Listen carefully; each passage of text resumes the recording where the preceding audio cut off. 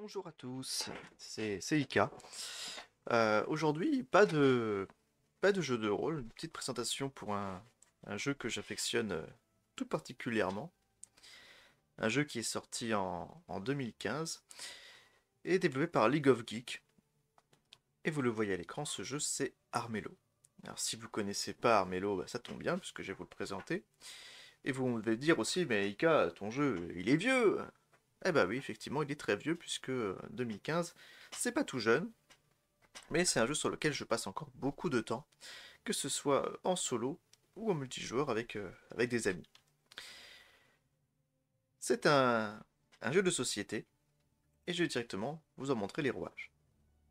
On va lancer une nouvelle partie en solo. Vous y incarnez un personnage que vous choisissez en début de partie parmi ceux proposés. Dans la version initiale du jeu, seuls 8 personnages sont disponibles. Les autres peuvent être acquis en DLC, ce que j'ai fait. En même temps, j'aime tellement le jeu, je vous l'ai déjà dit. Et je vais vous montrer comment ça marche. On va jouer le personnage de base. Tan, c'est le loup, celui avec lequel vous faites le tutoriel du jeu. Vous pouvez choisir de le customiser, avec plusieurs bonus passifs ou actifs que vous pourrez utiliser durant la partie. Je vais laisser le bonus de base qui augmente mes capacités de combat. Je vous montrerai le reste. Vous avez une sélection de jolis petits dés pour customiser vos lancers. Quand celui-ci il est joli. On va lancer, sélectionner. On va mettre des personnages aléatoires et lancer la partie. Armello, j'aime le décrire comme Game of Thrones avec des animaux. C'est un univers de fantasy chevaleresque avec de la magie et tout ce qui s'ensuit. Et l'objectif de ce jeu, c'est de devenir calife à la place du calife. Comme vous l'avez pu le voir à l'écran à l'instant, le roi est malade, il est envahi par le déclin.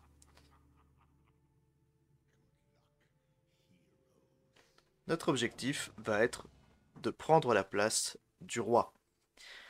Pour cela, plusieurs façons de faire. Ah, il est possible d'être le plus prestigieux à la fin de la partie, quand le roi décède naturellement. Il est possible d'éliminer le roi en combat, ou il est possible de le purifier à l'aide de pierres magiques, comme celle que vous voyez ici. Au début du jeu, on vous demande de sélectionner une parmi 3 quêtes. Je vais prendre cette quête orientée combat.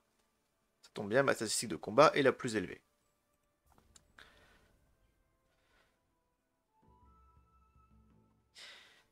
À chaque tour de jeu, notre personnage peut se déplacer d'un certain nombre de cases sur le plateau. Un plateau, comme vous le voyez, plutôt grand, composé de cases hexagonales. Chaque joueur commence à un bout du plateau.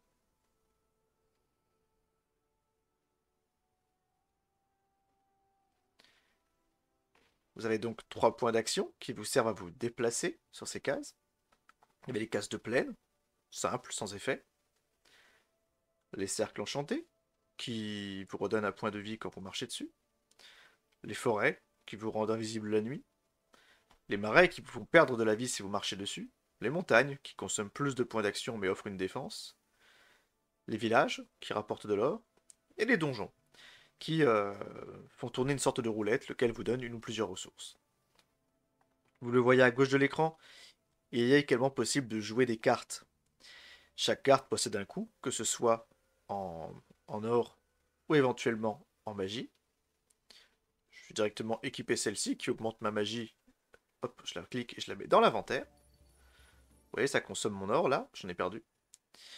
Et maintenant, on va se déplacer.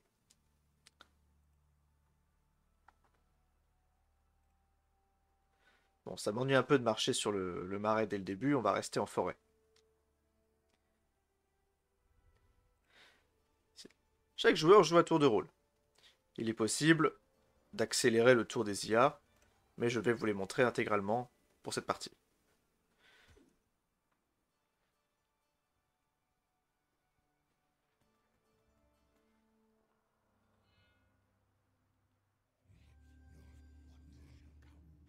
À la nuit tombée, la magie des joueurs se réactualise.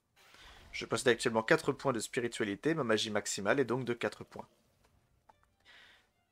Au début du tour, vu que je peux avoir un maximum de 3 cartes en main, définies par ma présence d'esprit, le jeu me propose d'en piocher une. Les objets contiennent généralement soit des consommables, soit des armes ou des boucliers ou des armures. Les cartes de sorts, ben, comme vous l'indique, utilisent des sorts qui peuvent être défensifs, offensifs ou neutres. Et les cartes de ruse sont bien souvent des cartes de piège euh, qui vont handicaper l'adversaire ou vous faire passer devant, leur voler des ressources ou leur faire déséquiper tous leurs objets. Bref, c'est le but étant d'handicaper l'adversaire. Je vais plutôt prendre une carte de sort puisque j'ai de la magie et une carte d'exploration. À la nuit tombée, comme vous l'avez vu, il y a des monstres qui apparaissent sur le plateau. Ils sortent des donjons et se déplacent naturellement vers les villages les plus proches. Regardons un peu la fiche du personnage. Votre personnage, durant la partie, se présente comme ça. Vous avez son nombre de points de vie, 5, défini par la capacité physique. Vous avez sa capacité spéciale, chaque personnage en possède une différente. L'état actuel de ses ressources, ou de sa magie, ou de son déclin, son prestige, ainsi que l'équipement qu'il a choisi en début de partie. Et ça, vous pouvez consulter à tout moment le profil des autres personnages, ainsi que les cartes dont ils sont équipés.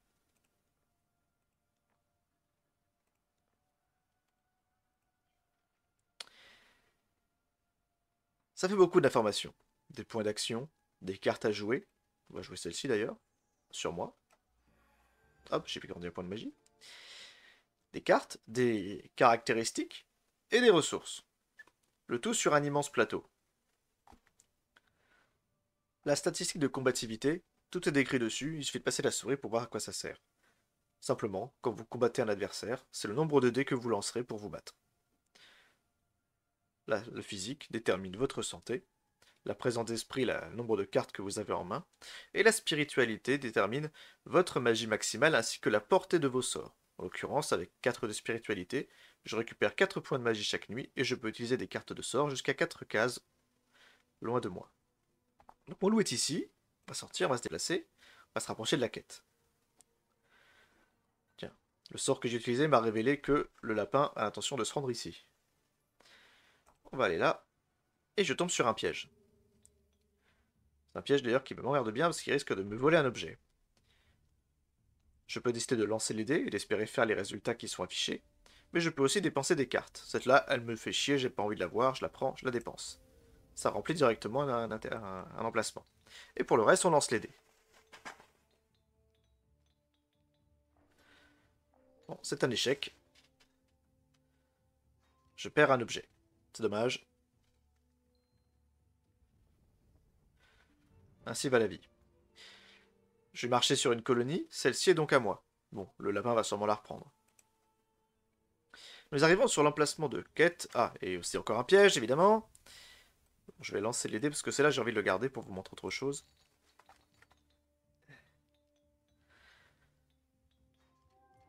C'est bien, les dés ont été en ma faveur, je ne perds rien. Nous sommes donc sur l'emplacement de quête. Vous avez toujours un petit dialogue bien sympa qui vous explique ce que vous faites là. Donc Vallon de Nyx est maintenant un repère de voleurs. Leurs campements s'étendent dans tous les recoins de la forêt. Deux options s'offrent toujours aux joueurs. Valider la quête, simplement, cela augmentera la statistique de la quête, donc en l'occurrence ici la stat de combativité qui passera à 7, et m'octroiera un point de prestige qui est à 0. Ou je peux tenter un défi. Ça fera quand même augmenter ma statistique et mon prestige, mais j'ai 60% de chance de réussir seulement. Regardez, on va essayer. Il y a une roulette. Maintenant, j'ai plus qu'à choisir au hasard. J'ai réussi. Le jeu m'accorde donc un trésor, à savoir un bouclier royal, que je vais directement équiper. J'ai donc réussi ma quête et obtenu un trésor. J'ai bien fait de prendre ce risque. J'avais 60% de chance de l'accomplir. Je ne peux rien faire de plus ce tour-ci. Je vais terminer mon tour. Une fois une quête validée, on propose systématiquement d'en prendre une nouvelle, toujours avec une statistique différente. Là, ici, on propose une quête avec la présence d'esprit, une avec la spiritualité et une avec la physique. Bon. Ces quêtes-là, je n'ai que 30% de chance de les valider avec un défi, mais je vais quand même essayer. Ne serait-ce que pour augmenter la valeur, de la caractéristique. Lors d'un combat, ça fonctionne un peu comme les périls. Vous êtes face à votre adversaire, vous pouvez choisir de brûler des cartes, ou simplement de lancer les dés.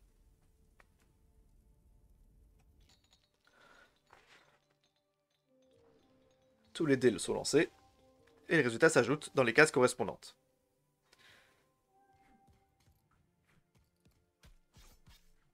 J'ai remporté ce combat. L'adversaire recule. Il a perdu 3 points de vie. Il fait demi-tour, et bien sûr s'empare de ma ville. Je vais prendre une quête. Celle-ci.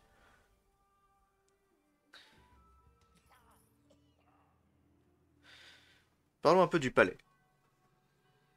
Ah, d'abord parlons effectivement du début, de l'aube. À l'aube de chaque jour, le joueur qui possède le plus de prestige choisit parmi 2 cartes, lesquelles vont affecter la journée suivante. Celle-ci permet de gagner de l'or si je m'arrête. Moi, je suis pas tellement intéressé. Celle-ci vient renforcer la difficulté des pièges actuellement présents sur le plateau. Va le faire.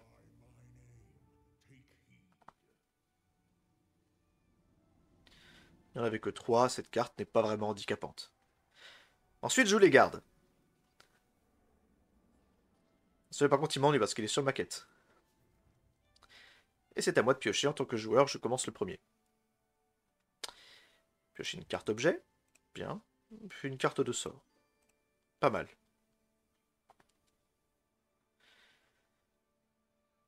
Comme vous l'avez peut-être remarqué en début de tour, le roi a perdu de la vie. À chaque aube, le roi perd un cœur. Arrivé à la 10e aube, le roi décède. Et la partie prend automatiquement fin. Le joueur qui possède le plus de prestige l'emporte. Sous réserve qu'il n'ait pas été vaincu avant.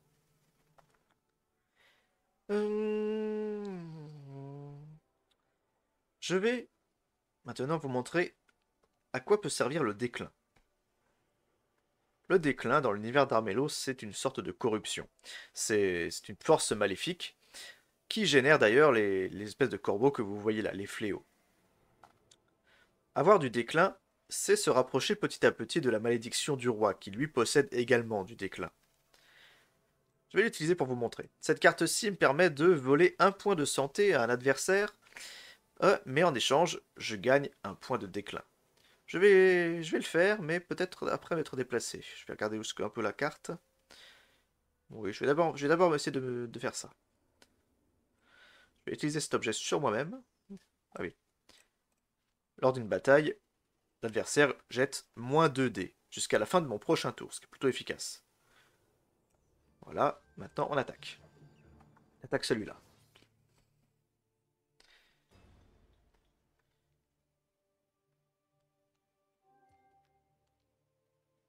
Bon, j'ai quand même beaucoup plus de dés que lui. Hein.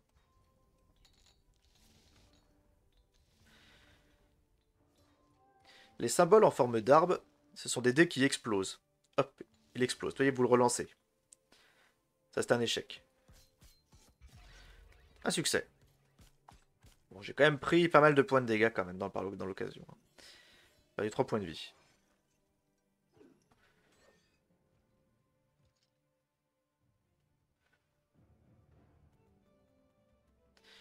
Voilà. Bon, j'ai pas eu 3 points de vie, mais du coup, c'est l'occasion idéale pour vous montrer ce sort.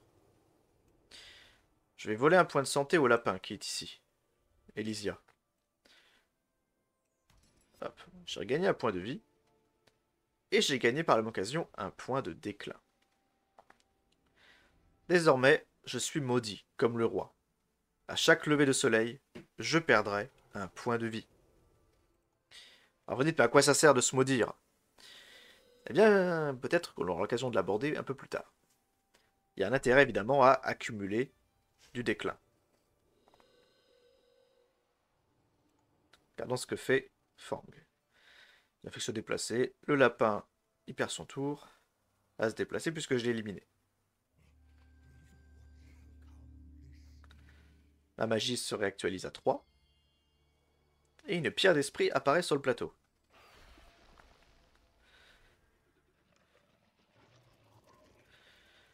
Me revoilà. Alors, j'ai gardé un peu mon or. Donc je vais plutôt utiliser la magie encore une fois. Alors j'ai perdu un peu de vie. Je vais essayer de récupérer un point. Voilà. Je possède un sort, tiens, qui permet d'infliger 2 de dégâts la nuit et 1 le jour. Pour 2 points de magie. Ça tombe bien. Il y a un fléau ici à seulement 2 points de vie. On va utiliser dessus. J'ai donc tué le corbeau. Quand vous abattez un adversaire, vous gagnez un point de prestige. Sauf si cet adversaire est un garde royal. Les gardes royaux, il y en a toujours un qui défend le palais, et toujours un ou deux qui patrouillent à travers le plateau. Il y en a un ici, puis il y en a un là. Les gardes royaux traquent toujours les corbeaux qui sont présents, mais ils peuvent également traquer les joueurs. Et je pense que je vais pas avoir le choix que d'aller déloger celui-ci. Ça m'ennuie un peu, mais j'ai pas trop le choix.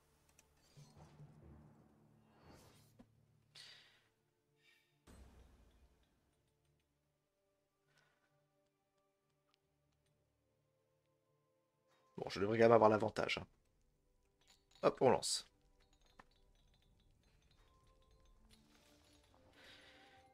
C'est pas passé loin quand même, hein.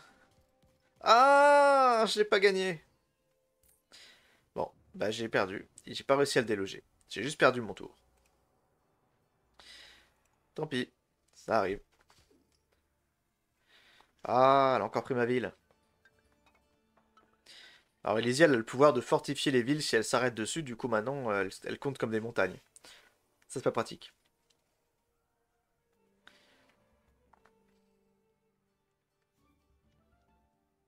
Lui par contre il a joué un péril, enfin une carte de russe qui fait qu'il me vole une pièce d'or par tour. Par contre ça va bien m'handicaper parce que vu que je gagne qu'une pièce par tour, c'est-à-dire que je vais pas pouvoir m'enrichir. Je vais vite utiliser l'objet avant qu'il me le vole. Je suis le champion. 3 points, les autres, le plus deuxième en a 2. C'est toujours moi qui choisis. Le roi relâche tous les prisonniers. La couronne, de nouveaux périls et ruses apparaissent dans le royaume. Ou alors, le roi a levé un étrange brouillard, tous les héros obtiennent furtivité. Je pense que je vais refaire ça. Pourquoi? Au tour précédent, j'ai attaqué un garde royal. Ce qui signifie que mon héros est désormais un fugitif. Les gardes royaux me cibleront en priorité la journée. Et les joueurs adverses peuvent récupérer une prime s'ils m'éliminent. Sauf si je suis furtif. Les gardes ne sauront donc pas me trouver. Hop, je suis furtif, tout le monde est furtif. Et voilà, tout le monde a disparu. Et les gardes vont donc se déplacer maintenant.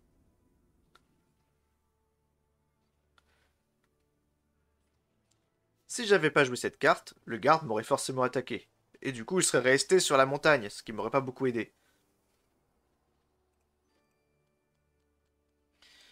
On va équiper cette carte. Et celle-là, on va la dépenser pour rien. C'est une carte qui... Toutes les cartes de la main de la cible se changent en symbole de bouclier. Le symbole qui est là, il est rappelé pour les hypothèses où vous souhaitez brûler une carte, comme je vous l'ai montré plus tôt. Mais là, vu que je n'ai qu'un point de magie, et que ma carte en question est un bouclier, je vais juste la dépenser pour pouvoir avoir une carte en plus au prochain tour. Et on va monter sur la montagne. Vous ne tardez pas à remarquer une étrange ombre à travers le voile de neige. Il pourrait s'agir de Vécus, mais ça pourrait tout aussi bien être un troll des montagnes. Gardez la silhouette à distance, ou tenez bon et forcez l'ombre à se montrer. Je n'ai que 30% de chance d'y arriver. Mais je vais quand même essayer.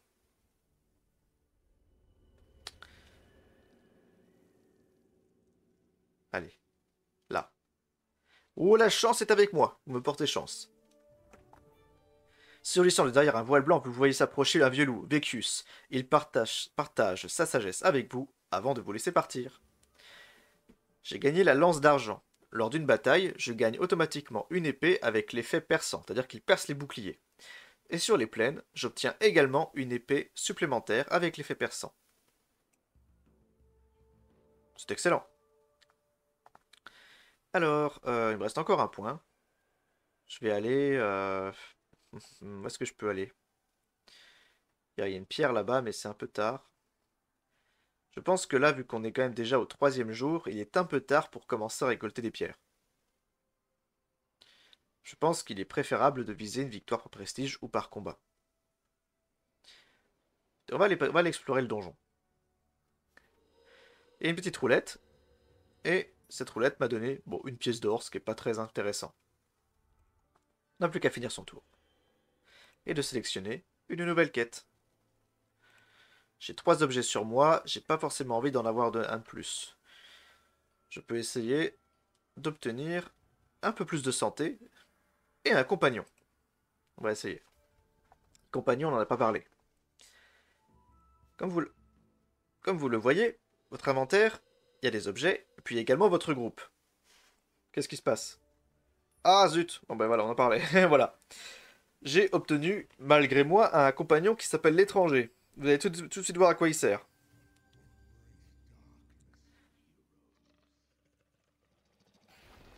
Les corbeaux apparaissent des donjons et se déplacent toujours vers la ville la plus proche. Je sélectionne des cartes. Toujours du sort parce que c'est ce que j'ai plus en ce moment. Et hop, l'étranger m'a envoyé me déplacer là où, au hasard sur une carte, une case vide. Et en l'occurrence, il m'a envoyé sur un marais, cet enfoiré. Tant pis, c'est pas grave. Alors, je vais utiliser... J'ai plusieurs cartes. Je peux utiliser ça. La cible gagne 5 points de magie la prochaine fois qu'elle rentre dans un cercle de pierre. Mais il y en a un juste à côté. On va faire ça. Voilà. Alors, je perdrai 4 points de magie et 5 points d'action. C'est dommage, ça. Je vais brûler des cartes. Celle-ci, par exemple. Voilà. Celle-ci, je vais peut-être la garder. Elle est bien pour le combat. Allez, on va essayer. Espérons que ça marche. Eh ben, c'est foiré. Tant pis.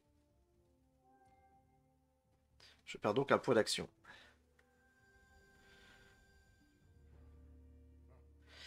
Où est-ce que je vais aller? Je pense que je vais rester là. Non, ça sert à rien en fait que je reste là. Bon, allez, on y va. Je perds un point de vie puisque je marche sur un marais et je finis mon tour. Je ne peux pas suivre les autres joueurs puisqu'ils sont tous furtifs. Je sais pas où ils sont du tout d'ailleurs. Ah bah non, il y en a un qui est passé par là. Fang est caché. Et Barnabé, ah, Barnabé déclenche un combat. Il a perdu. Et c'est le jour. Bam! J'ai perdu un point de vie. Il ne m'en reste plus qu'un. Diantre, je vais bientôt mourir.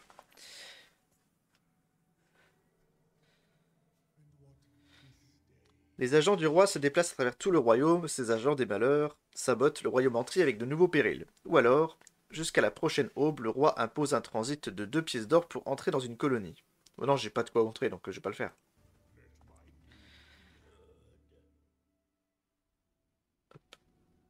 Le roi a amélioré les périls existants. Et le garde s'en va attaquer le corbeau.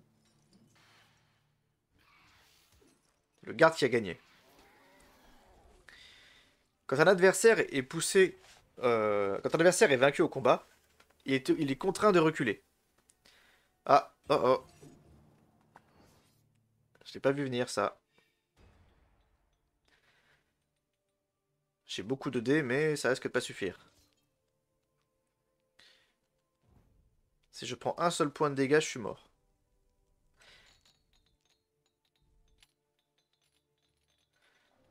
Ouh là là là là là là. Oh, ça va aller. Oh, bah ça va, je l'éclate.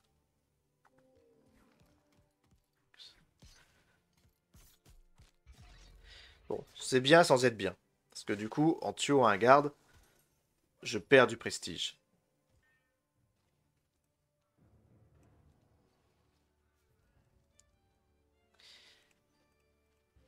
Oh, bah j'ai trouvé une... Ça, c'est sympa. Oh non! Ah, j'avais oublié l'étranger. L'étranger nous a déplacés par hasard, encore une fois, sur un marais. Et donc, bah, j'ai même pas eu le temps de jouer. Je suis mort dès que j'ai commencé mon tour. C'est magnifique, hein? C'est magnifique. C'est dommage, c'est vraiment dommage. Là, j'ai... Je peux gagner des épées, beaucoup d'épées si je me bats. Mais je pense que... Je sais pas ce que je vais en faire, cette carte. Alors, je vais la garder. Je vous montrerai à quoi elle sert autrement. La nuit tombe à nouveau.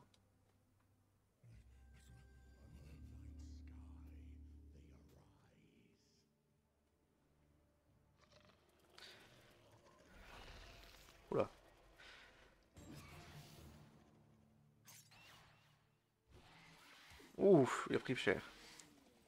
Quand on est tué par un corbeau, on gagne un point de déclin et le corbeau se soigne. Alors, je vais déjà récupérer la pierre, parce que c'est toujours intéressant d'avoir une pierre.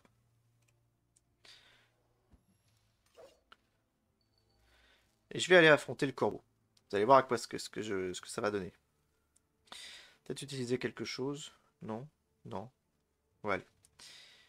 On va attaquer le corbeau.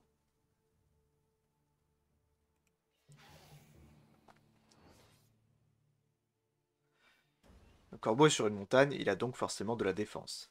Et là, les déclins entrent en compte. J'ai un point de déclin. Le corbeau en a 5 par définition. La différence fait que finalement, il a plus de déclin que moi. Et il a droit à un dé bonus puisque je possède un point de déclin. Donc plus les adversaires possèdent de déclin, plus le dé bonus est important. Je vais brûler cette carte, tout de suite. J'ai agi très vite. Vous avez dû voir que j'ai brûlé une carte qui possédait un symbole d'épée. C'est très important quand vous jouez Tan. Comme vous l'avez vu, je lui ai mis misère. Mais c'était pas gagné. Nous arrivons sur l'emplacement de la quête. Que nous allons tenter. À 50%, c'est jouable.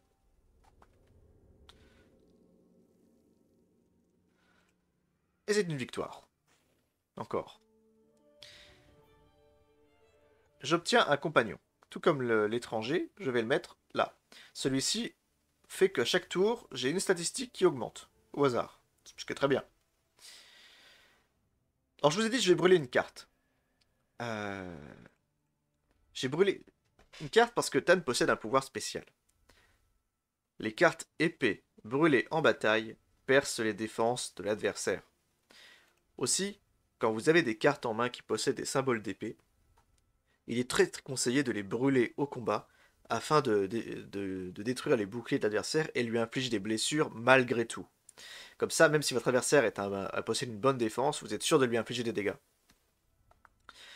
Je n'ai plus de points d'action, je vais donc devoir terminer mon tour, mais je peux encore jouer des cartes.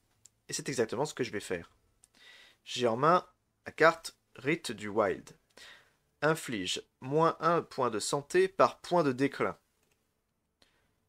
Les corbeaux, les fléaux, possèdent au moins 5 points de déclin, pour 4 points de santé. Donc si j'utilise le sortilège sur ce monstre-ci, vu qu'il possède actuellement 7 points de déclin, je vais donc le one-shot.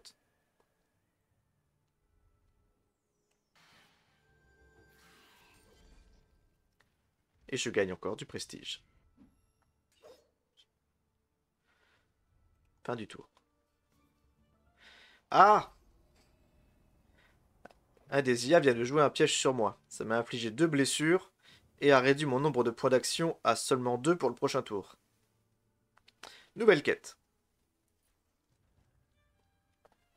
Pour la nouvelle quête, je pense que je vais viser encore une fois non. Oui, la présence d'esprit.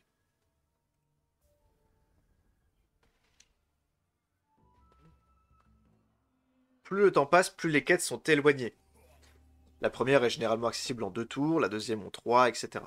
Plus vous avancez dans la partie, plus vos quêtes sont éloignées. Je suis de nouveau champion, je peux choisir quelque chose. Le roi ouvre un portail, 3 fléaux apparaissent cette nuit, ou alors, pour chaque tranche de 3 pièces d'or en sa possession, le héros perd un point de prestige et gagne une pièce d'or. Bon, j'ai 3 pièces, j'ai pas envie d'en perdre. Enfin, j'ai pas envie de perdre du prestige puisque je suis champion. Je préfère faire apparaître des fléaux.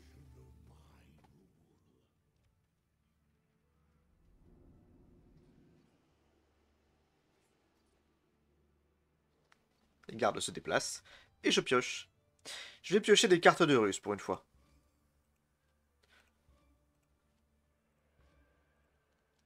Alors, j'ai pioché. L'étranger me déplace, et encore pour une fois, ne pas déplacer sur un marais, c'est pas plus mal. Je possède la carte Robin des Bois, volez 3 pièces d'or et donnez-en au plus pauvre. Qui est le plus pauvre actuellement? 6. 2, c'est donc lui le plus pauvre, a priori. Ouais, c'est Fang le plus pauvre. Je pourrais l'avantager Fang. Là, j'ai une carte prime, c'est-à-dire que je peux mettre une prime sur la tête de quelqu'un, et dans ce cas, les gardes vont le traquer. Mais je sais pas, je vais la garder pour l'instant. Non, je pense qu'il n'y a pas vraiment de carte que j'ai envie de jouer, il n'y a rien qui m'intéresse en termes de stratégie. Ici, vous voyez, on voit Barnabé qui est sur ce cercle de pierre. Le cercle, il brille en bleu. Comme c'est marqué, le Wild s'agite. Ça veut dire qu'une pierre va apparaître cette nuit sur cette case. Mais, encore une fois, c'est peut-être pas une bonne idée de privilégier les pierres. On a trop avancé dans la partie pour en récupérer. Pour pouvoir gagner à l'aide des pierres, il faut en collectionner 4 et arriver au contact du roi. Là, j'en ai une, et la partie est déjà bien avancée. Je vais donc avancer, il faut que j'aille de ce côté-là.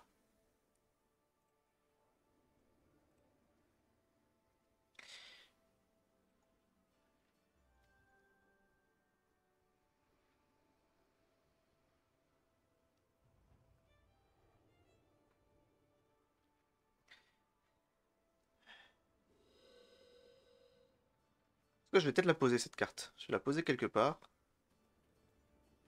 Je vais la poser là. Allez hop. Ça me laisse un peu de place dans la main. Je vais mettre une prime mettre une prime sur Fang. Allez. Voilà. On a mis une prime sur Fang, ça le fera chier. Peut-être qu'on pourra la récupérer d'ailleurs sa prime. Ah oui, les gardes ici se battent. Le garde royal a vaincu le fléau. Il y en a un qui apparaît ici. Et c'est à moi. Moi. On m'a déplacé, ça m'a pas tellement là où il m'a mis. C'est pas très grave. Je vais poser ça ici. Ouais, je vais poser ça là. On récupère un point de santé. Et on va aller... Ah, qu'est-ce qui se passe? Un truc aléatoire. L'étranger rôde bizarrement dans votre ombre. Oui, oui, c'est bien ici que le roi s'est tenu pour la première fois. À ces créatures, laisse-moi en paix. Que voulez-vous? Ou d'où est sorti le roi? J'avoue que je n'ai aucune idée de ce que ça peut faire. C'est un événement aléatoire. Je vais faire bonus d'histoire. D'où est sorti le roi? L'étranger plisse les yeux et pose son regard sur le palais lointain, puis se penche plus près. Il donne une carte solitaire, sortie des plis de son manteau au lambeau. J'ai obtenu la carte téléportation, ce qui me sera très utile pour la suite. Et on va aller peut-être attaquer Fang. Allez.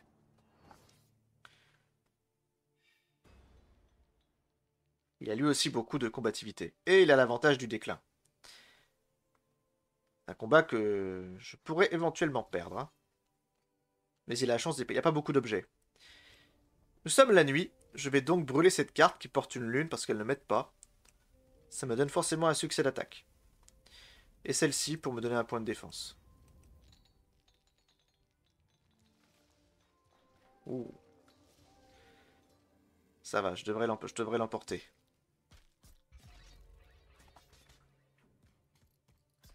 Par contre, je suis empoisonné.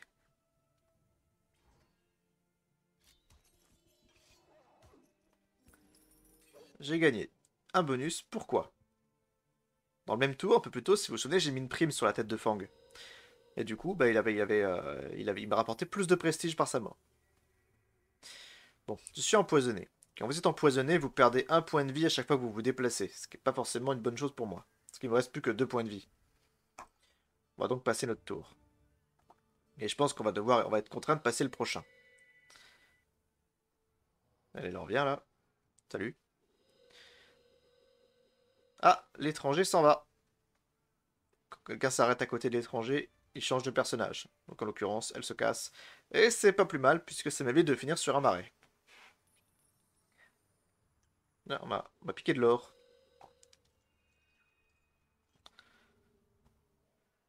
C'est le matin. Et là, aïe, je perds de la santé, il me reste plus qu'un point de vie. Je suis toujours le champion, heureusement.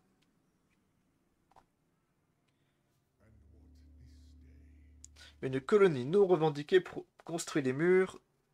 Non, pardon, une colonie non revendiquée construit des murs et est défendue par des mercenaires. C'est-à-dire que non seulement il sera difficile d'y entrer, mais en plus elle possède un piège. Ou alors chaque héros subit 3 points de prestige en moins. Je vais faire ça, j'en ai plein.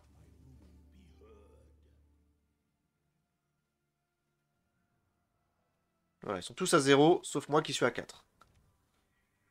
Ce qui est plutôt pas mal. Le garde s'en prend au fléau, mais c'est bon, il l'a écrasé.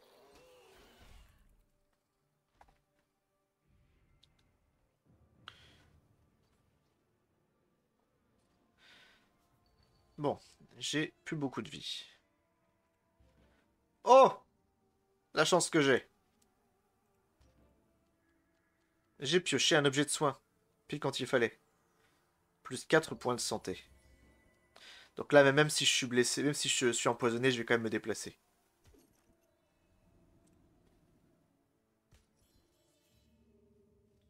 Alors, off. Alors, c'est une carte piège. Si j'échoue, je subis un point de déclin et je suis empoisonné jusqu'à la fin du prochain tour. Je pense que je vais quand même lancer les dés simplement. Tant pis si je perds. Au moins, j'aurais fait la quête. Et c'est un échec. Je suis donc empoisonné. J'ai 40% de chance de réussir cette quête. Persuadez le capitaine de vous soutenir. C'est un échec. Je perds un point de prestige. Je suis toujours empoisonné, je pense qu'il est peu judicieux de me déplacer. Je vais passer mon tour. Nous avons terminé toutes nos quêtes. La dernière est toujours la même. Elle sert à entrer dans le palais. Le palais, j'ai pas eu le temps de vous en parler. Je vais le faire au début du tour, dès que ce sera de nouveau à moi. On va voir ce qu'ils font. Oh, on se fait attaquer.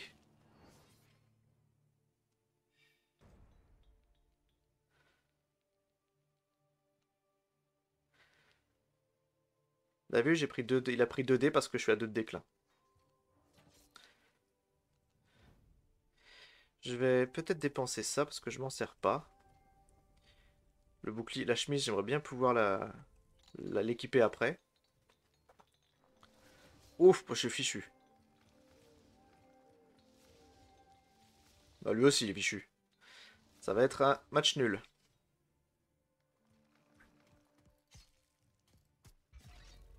J'ai été tué. Ah! J'avais oublié. Je vous explique ce qui vient de se passer.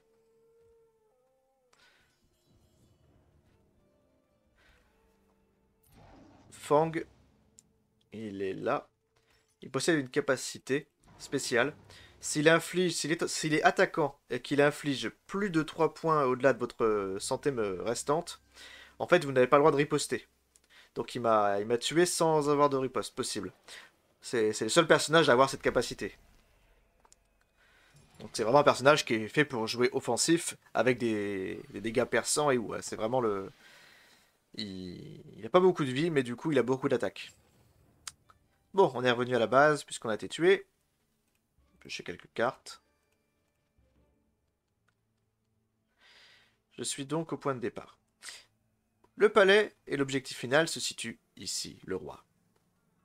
Le tour du palais est composé de 4 cases. Chacune de ces cases possède un péril, que vous voyez ici, là, là et là. Ces périls testeront votre compétence de spiritualité ou de présence d'esprit selon celui que vous choisissez de passer. Ce sont des périls assez compliqués qui demandent au moins 4 succès sur des valeurs différentes. Sauf si, comme moi, vous avez déjà validé toutes vos quêtes. Dans ce cas, vous pouvez gratuitement accéder au palais. C'est ce que je vais faire.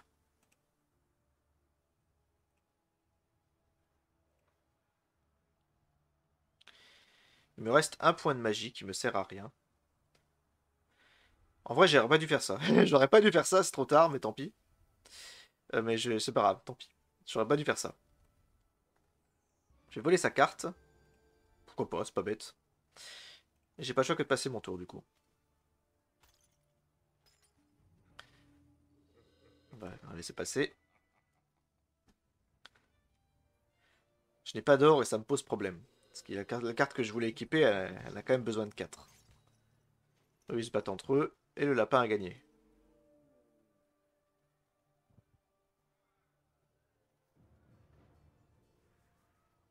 Ah, bah le lapin tente d'entrer dans le palais. Il a échoué.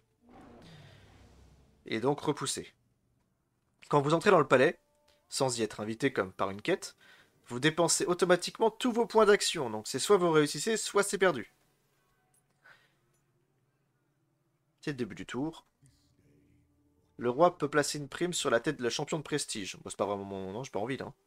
Ou alors le roi ordonne à ses gardes de chasser les héros pendant la nuit. On va faire ça.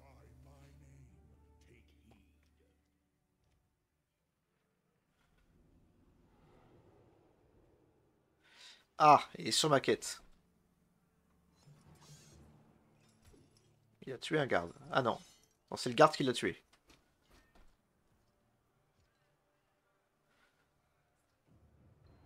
À moi. Je vais tout simplement, j'ai pas trop le choix, et si je veux pouvoir avancer, il faut que je déloge le garde. Mais là, ça va forcément se jouer au combat.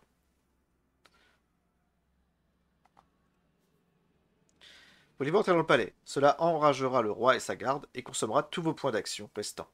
Et vous placera face à un péril puissant.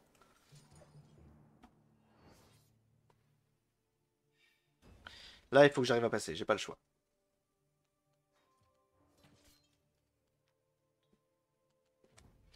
Je vais essayer de forcer, je vais brûler une carte épée pour infliger un dégât perçant. Et ça, je vais dépenser parce que ça m'est pas utile. Ça, je suis sûr de faire au moins 2 blessures. Et c'est bon. J'ai abattu ma cible. Et lui ne m'inflige aucune blessure.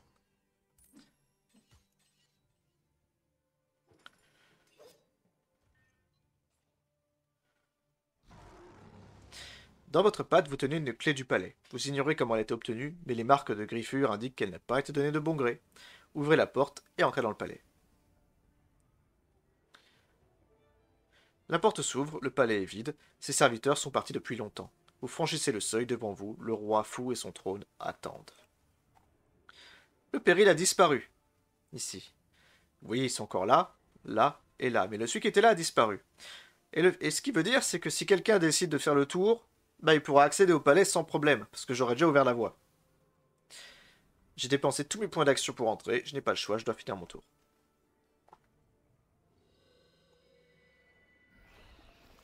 Ah, lui, il a réveillé un fléau.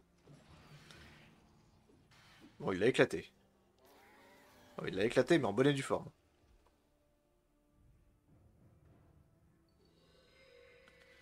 Il a obtenu un partisan.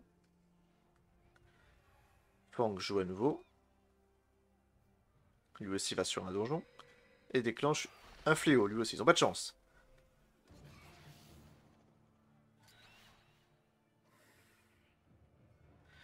Barnabé joue aussi. Bon.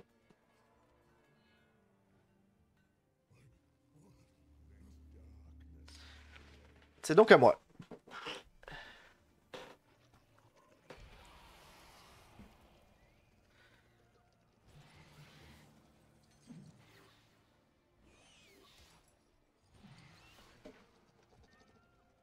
Les fléaux ont tué les gardes. Un nouveau fléau apparaît et il attaque automatiquement le joueur ou le PNJ situé à côté de lui.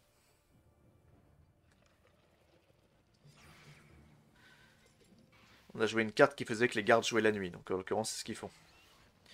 Mais celui-là est mort. C'est à moi. Je vais piocher 3 cartes. Alors, à ce stade, regardons un peu. Le roi, il lui reste encore 2 cœurs. À dire qu'il va dans 3 tours, la partie prend fin. Si je regarde un peu ici, je vois que Elysia a 2 de prestige. Moi, j'en ai 3. Donc actuellement, c'est moi qui gagne. J'ai donc 2 options. Soit je tente de tuer le roi, mais si je perds le combat, bah, je perds la partie. Soit je fais durer la partie encore 1 ou 2 tours, enfin 2 tours, et je devrais être en mesure d'automatiquement prendre la tête. En vrai, je sais que je suis le genre à toujours attaquer le roi, mais j'avoue que si vous regardez cette vidéo, j'aimerais bien gagner. Donc je vais plutôt me la jouer intelligent. Je vais utiliser ça sur moi pour me soigner au prochain tour, et je vais attaquer le fléau qui est ici. Si je le tue, je gagnerai un point de prestige. Et quand vous marchez sur une colonie qui est en flammes, vous gagnez automatiquement également un point de prestige. Donc je sors du palais. Je veux garantir ma victoire de prestige.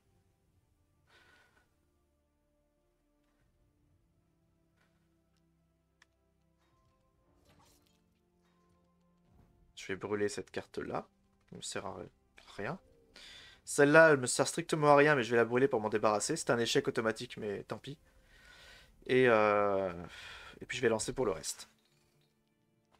Ouh, il fait des dégâts là. Oh là là, oh là là là là là là là là là là là, j'aurais pas dû faire ça. Ouf, c'est pas passé loin. C'est pas passé loin quand même, hein.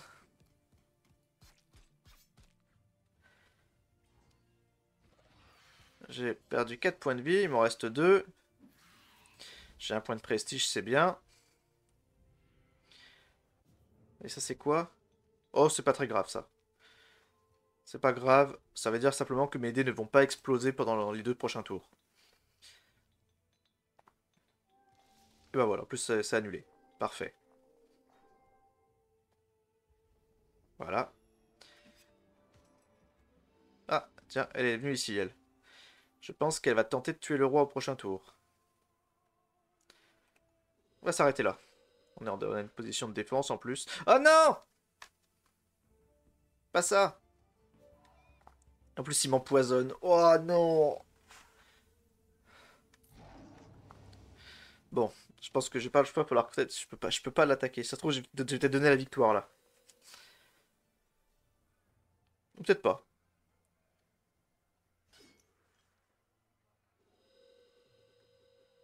Ah ben ça va, il dégage. Parfait.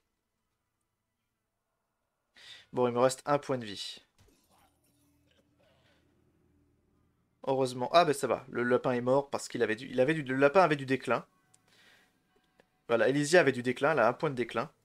Et en conséquence, elle a été tuée à l'aube. Alors, j'ai le choix entre deux cartes. Soit tous les gardes du palais disparaissent, soit le roi subit 2 points en moins au niveau des statistiques de combat. Je pense que je vais choisir l'option où il perd des points.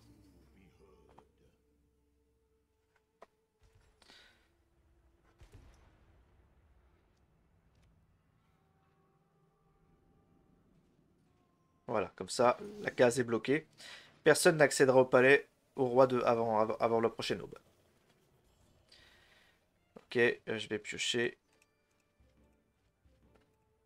Tiens. Et ben c'est parfait. J'ai trouvé une carte là qui me permet d'obtenir un point de santé en le volant à quelqu'un. Ben, je vais le voler à Barnabé, tout simplement. Et je vais pouvoir équiper cette carte qui augmente mes capacités de défense. Et en fait, je vais juste passer mon tour puisque je suis empoisonné et que j'ai pas envie de mourir bêtement.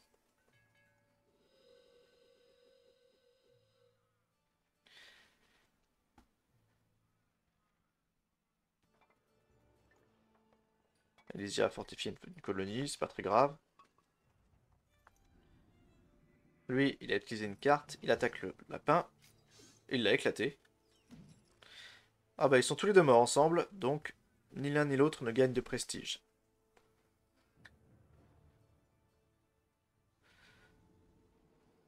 Comme vous l'avez vu, il y a une pierre d'esprit qui s'est matérialisée là-bas depuis longtemps. Tant qu'il y en a une sur le plateau, il n'y en aura pas ailleurs. Donc tant que celle-ci reste et personne ne la ramasse, bah, c'est la seule qu'on verra. Voilà, c'est donc la dernière nuit. À l'aube, le roi n'a plus qu'un cœur, donc il va mourir. Logiquement, si tout se passe bien, j'ai gagné cette partie. Si tout se passe bien.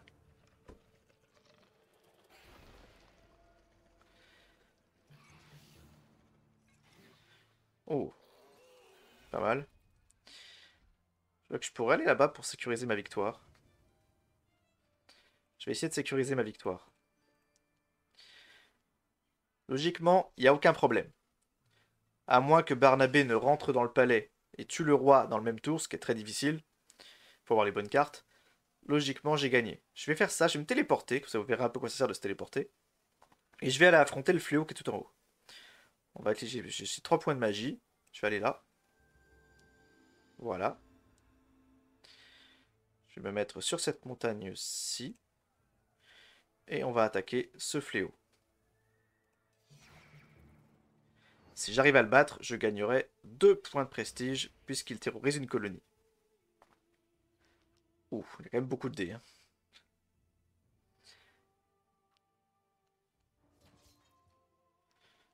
Je vais brûler ma carte épée. Je vais mettre une carte en défense. Une deuxième. Et le reste, on lance.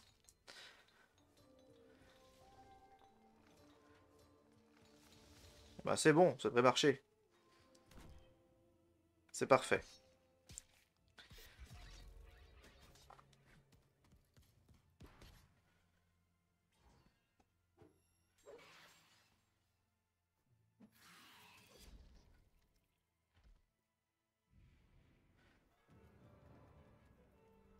Voilà, je finis la partie avec 7 points de prestige.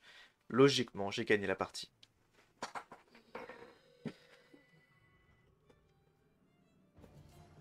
Ah, une dernière attaque. S'il me tue, je perdrai un point, mais c'est pas très grave, puisque lui n'en a pas beaucoup. Donc il ne prendra pas l'ascendant sur moi. De toute façon, c'est pas Dieu qui les gagne, hein. Attention. Ouh, il y a beaucoup de dés, lui. Ah, il lance pas mal de dés, hein.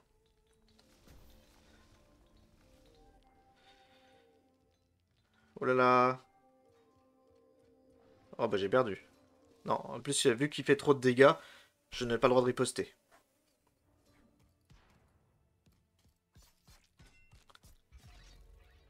Ah non, il a pas fait assez de dégâts. Il lui manquait un point. Du coup, c'est moi qui l'en... Ah non, on est morts tous les deux. On est morts tous les deux, mais au moins ça veut dire qu'il n'y a pas d'évolution du score. Barnabé arrive. Et en plus, il ne tente même pas de rentrer. Des fois, l'IA fait des choix bizarres, il faut le dire. C'est la fin de la partie. Le roi décède. Il a perdu tous ses points de vie.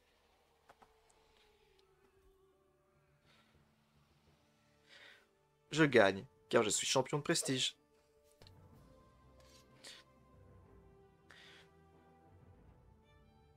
Vous avez un petit bilan final avec des titres. J'avoue que personnellement, j'ai du mal à savoir à quoi il correspond, parce qu'il n'y a pas de descriptif. Mais quoi qu'il en soit, c'est ainsi que vous jouez à Armello. J'espère que cette vidéo, en tout cas, vous aura plu sur la mécanique du jeu. Je vous ai montré une partie complète, finalement, hein, qui aura duré pas loin de 50 minutes. Euh, une fois la partie terminée, votre personnage gagne un peu d'expérience, vous débloquez des récompenses au fur et à mesure des niveaux, et vous retournez enfin au menu principal. Ce jeu est évidemment plus sympa si vous jouez en multijoueur. Il y a un tutoriel qui est prévu qui porte pour nom prologue, divisé en plusieurs actes, pour vous apprendre les mécaniques de jeu. Vous y jouez plusieurs personnages. Et enfin, vous pouvez avoir accès à toutes sortes d'informations intéressantes sur le lore du jeu. Par exemple, si on choisit Tan, on a accès par exemple à tout le lore écrit par les développeurs. Je sais plus, il est là, voilà. Tout un lore écrit par les développeurs, ainsi qu'à des nouvelles, des histoires accessibles directement sur le lore du jeu, sous la forme d'un joli petit livre. Et après, tout est en anglais malheureusement, comme vous pouvez le voir. Mais c'est franchement c'est bien.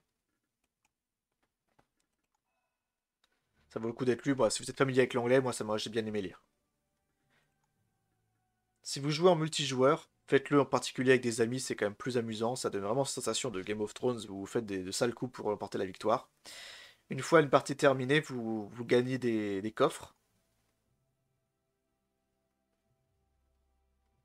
Des coffres comme ceci, lesquels contiennent pour la plupart des dés pour customiser vos parties. Et vous voyez il y en a qui sont sacrément jolis, hein.